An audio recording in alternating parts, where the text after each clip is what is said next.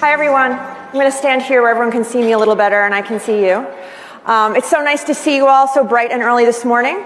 I'm really excited to talk this morning about how to tell the best story in medicine. I do have to say that my excitement is tempered a little by realizing this morning I feel like the only woman who's not wearing a green dress. But I'm half Irish, so maybe I can change afterward before the Shamrock Shindig. But really, thank you for coming out this morning so early. I know it is early on a Saturday morning. Oh, wait, it would help if I had the clicker. Okay. So this morning we are going to talk about telling the best story in medicine. You hear us say this a lot, right? These words, the best story in medicine, the most exciting story in science, and they're true. Today we're going to talk about how to tell that story to others outside this room clearly and simply in a way that they can understand, and also why it's so important that we do. And then halfway through the presentation, we're going to talk a little bit about why fundraising, and not just engagement, is still so critical to the search for a cure. So telling the best story in medicine. Why do we say we have the best story in medicine? There are many organizations that are doing really noble, really great things, a lot of charities, a lot of causes that are improving lives, even extending lives. But there is no other organization that has had the success and the results and the impact that this organization has had. Clap.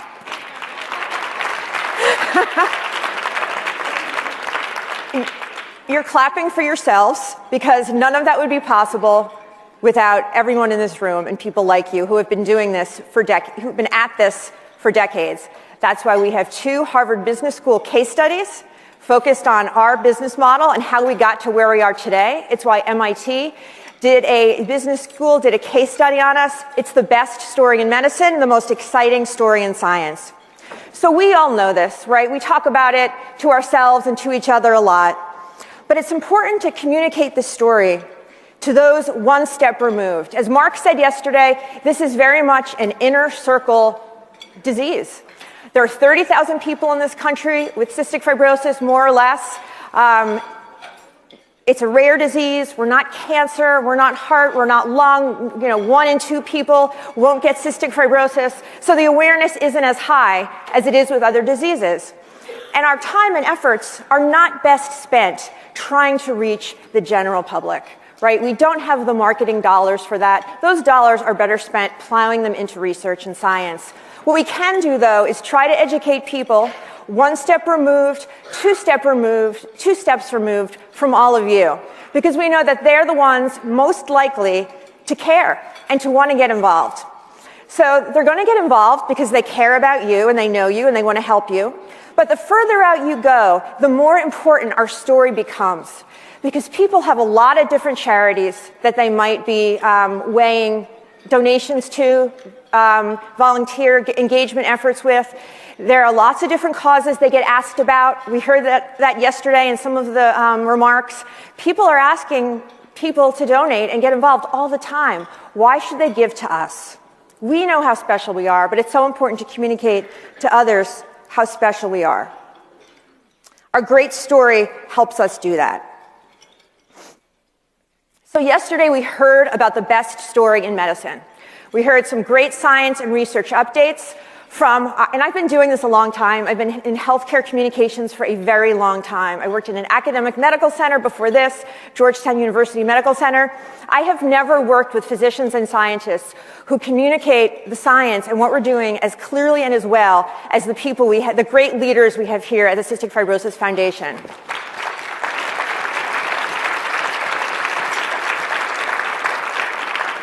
I say that to Bill all the time. He knows I really mean it. We're just very fortunate to have that. And, last year was a banner year in science, so we heard all about how great the progress was and the advances that we're making in science.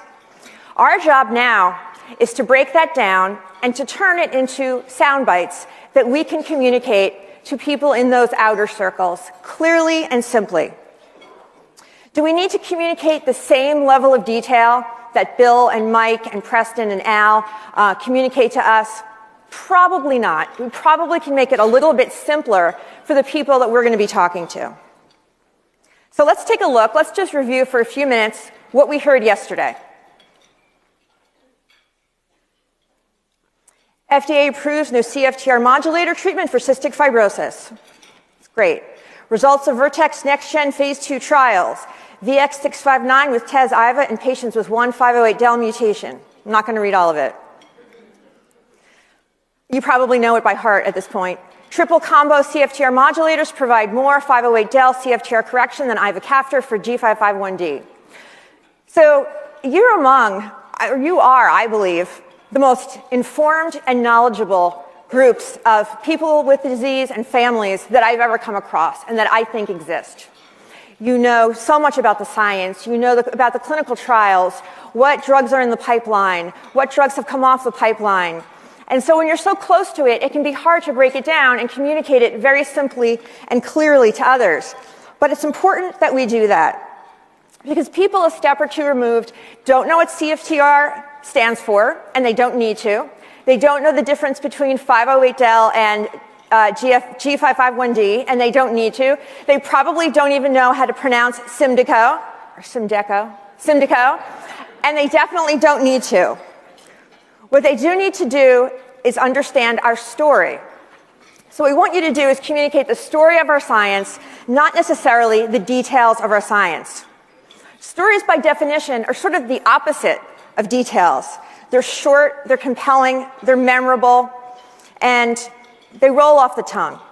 So how do we do that? I'm going to give you a sample, a way that you could communicate the story of our science very simply and clearly. And I want to say, it's always best when you personalize a story. I know many of you were here last year, and we talked about how to do an elevator speech and how to do a longer 5-minute story. It's really important that you personalize it. That always really helps.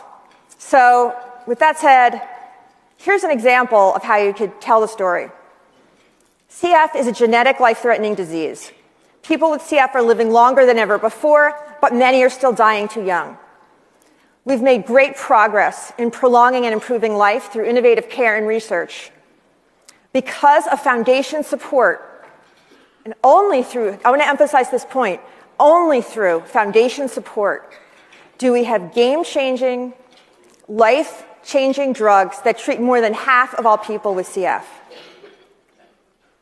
But that's not enough.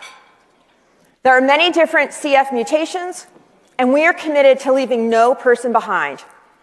We're pursuing innovative science to not just develop treatments for some, but ultimately a cure for all. It will take the continued support of our community to reach our ultimate goal. And I'll talk more about the continued support of our community in a minute. So let's talk about why this works. In the whole thing, there are only 8 lines, there's 1 number, and there are 0 acronyms.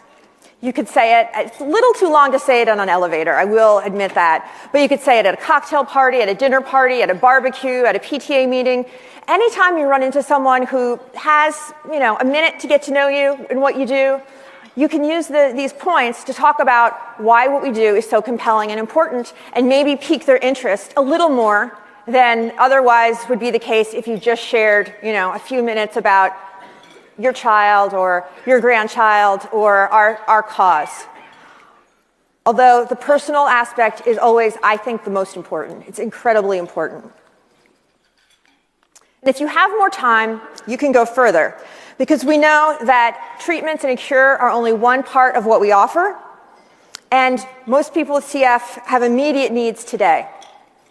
So additional key areas of focus: care center support, because without our robust care network, none of our other goals are possible. Treatment for the complications of CF, which you heard so much about yesterday, because many still need them and always will. Advocacy and access programs, because access to care is absolutely vital. Lung transplant support, because as people with CF live longer, you all know this, more and more need transplants. And virtual events and programs for the CF community, to ease the isolation many feel and to help everyone feel more connected online. It's really important. So you might be thinking, this is all great, where can I get more information? Well, we've made it very easy. We've taken all of these areas and we've developed special web addresses for each of them. Care center support is cff.org/carecenters.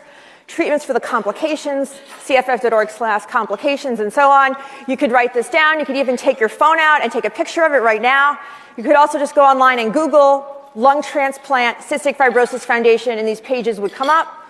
See, someone's taking a picture right now. That's great. Or you could just write this down and find this very easily. There's a lot of information on cff.org, as Mark pointed out yesterday. We encourage you to spend time on it to learn more about what we're doing. You're our ambassadors. You're our voice in the CF community, and you can be the ones who help inform and educate others in the community about all that the foundation does, even beyond the search for a cure. So now I want to take a minute and talk about an elephant that I think is in the room. This is my favorite slide. I've always wanted to use an elephant in a PowerPoint, and now I finally can. So our financial picture has changed significantly in the past 4 years. And I know that there are some, not everyone, but there are some in the community who may ask, you have more assets, you have more resources than you did in the past. Do you still really need to fundraise? Has anyone here heard any version of that at any time from someone? So a lot of people. There are some who, it depends on the chapter. Some chapters hear this more than others. But we do know that it's heard a lot, and it's something that has to be addressed. Do we still need to fundraise? Is fundraising still important? I want to say this as clearly as I can. Continued fundraising is critical to curing CF. Continued fundraising is absolutely critical to curing CF. We talk about engagement, and engagement is awesome. We want everyone to be engaged. If they can't give, we want them to be engaged.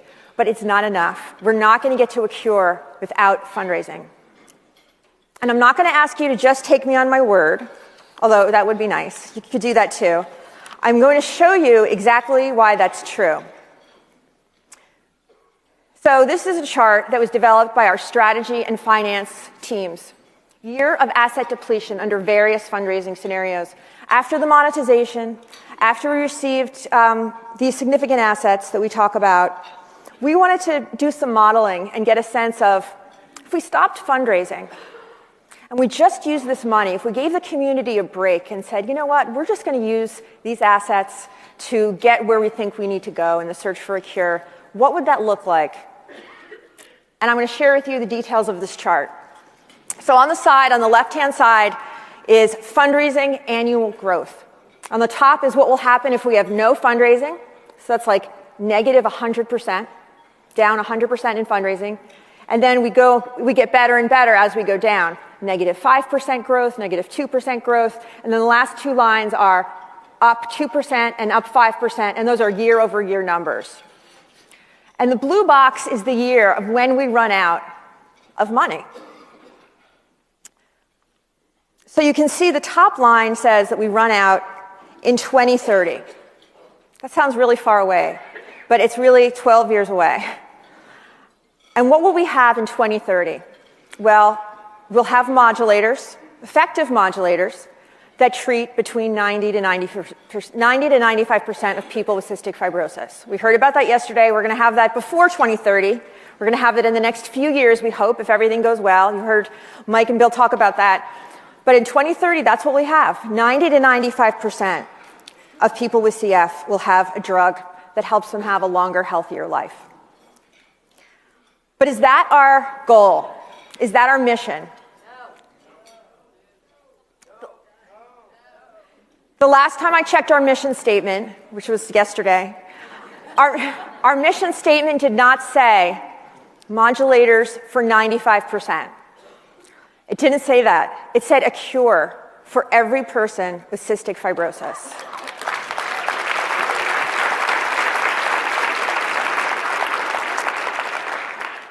We believe we're going to have to go to 20, and I'm glad we have Bill sitting right here. We believe we're going to have to go to about 2040. Now, remember, we don't have a crystal ball. These are the best projections that we can make today. And we think they're pretty good, but again, nothing's exact. But we believe it's going to take until 2040, which is pretty incredible because it's not that far away. But it's still, that's still far enough that we have to keep going. We believe we're going to get there in 2040, and you heard Preston say yesterday that it's possible. He thinks we'll get there. But that requires 5% year-over-year fundraising growth between now and then. Why? Because it's expensive. Bill likes to say that what it will take to get from where we are now to a one-time cure for everyone is not more complex than anything we've done, but more complex than everything we've done before. And it's already taken us $3 billion and 25 years to get to where we are now. So some people might say, I heard you have $4 billion, you got a $3 billion monetization, it sounds like so much. You can say, yeah, that does sound like a lot to anyone. But we have already raised and invested in science $3 billion. And this is where we are today. And by the way, I just want to pause for a second. Sometimes, in the Bethesda office, we'll look at these numbers, we're writing our talking points out, and everyone can kind of spout this off. $3 billion in 25 years. That $3 billion came from you. This group of people and people like you have been raising money for decades, and you've raised $3 billion.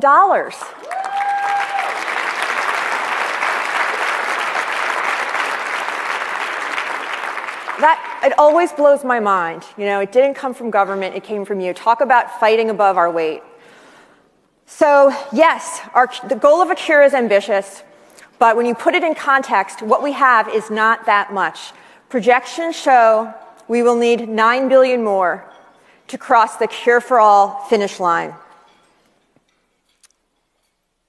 Again, these are our best projections based on rising medical costs, especially related to the costs of gene editing and other therapies that we think we will need to get to a one-time cure. This $9 billion also allows us to pursue innovative science that we might not even know of right now. So we all know how science works. We don't sit here in our offices in 2018 and predict what technologies and what science and research is going to be available in 10 years. Science evolves all the time. We just don't know. Having this money allows us to take advantage of science, available science that we wouldn't otherwise be able to. Without this money, we would probably have to leave promising science on the table, and we do not want to do that.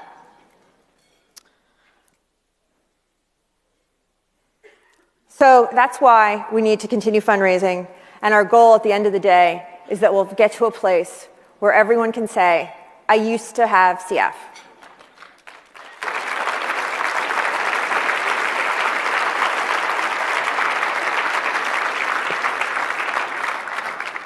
So now I'll take questions, if I can do this.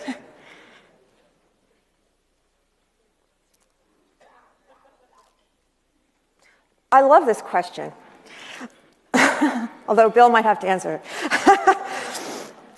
If we increase our fundraising over the projected 5% for 2040, can we expedite the cure and reach our goal sooner?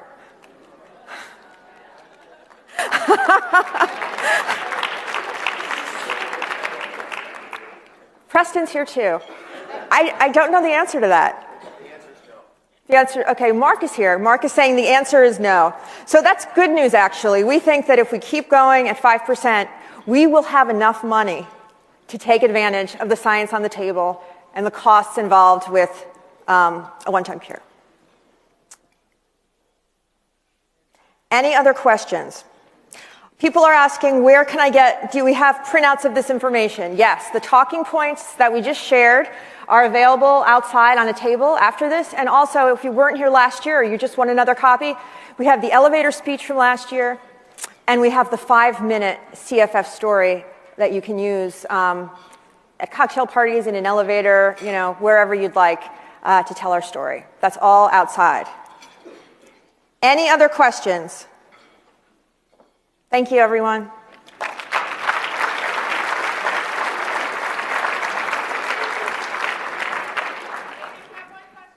Oh, yeah. I couldn't get the phone thing to work. Oh, yeah. Of course. An old person thing. Yeah. My question is, why isn't it in our mission just to get out the word to the larger community? Because I feel like maybe we wouldn't have so many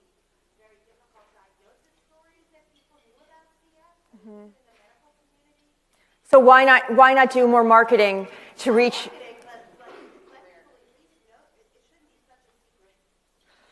Right. So we certainly don't want it to be a secret at all. I think the more people we can tell, the more people we educate, the better off we are. My point with that circle is that, we're not, the marketing budgets of cancer, of heart, of lung disease are huge. They affect so many people.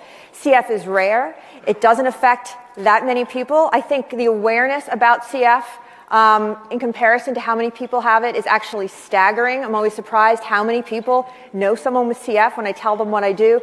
But what I'm saying is, in terms of how we invest our time and money, it's much better for us to have concentrated efforts with the people who we know, people one step removed from them, people one step removed from them, because we know people like to give to people. Right? They give to causes, they give to stories. This is all helpful, but it doesn't take the place of you as a compelling person asking for their support. People give to people. So we just think, if we all have limited time and money.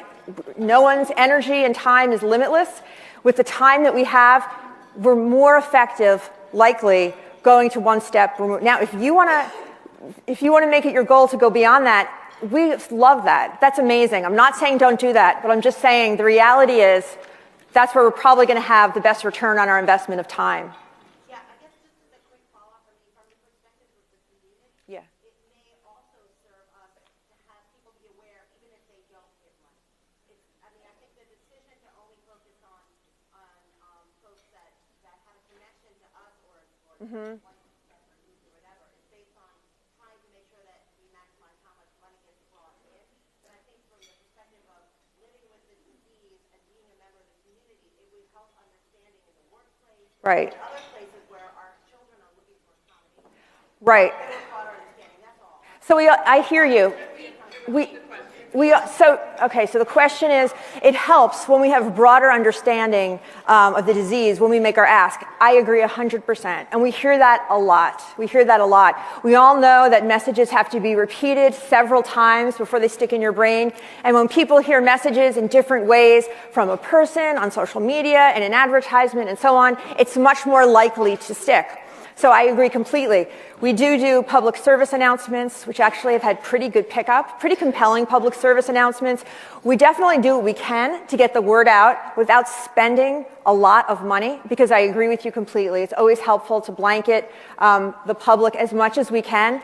But in terms of where we put our dollars, we choose to put the dollars into science. But point well taken. I think it's an excellent point.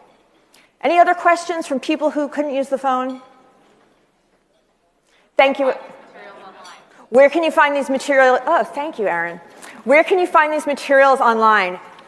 All of the materials that we talked about and that are outside, the talking points, telling our story, are at cff.org/tellourstory.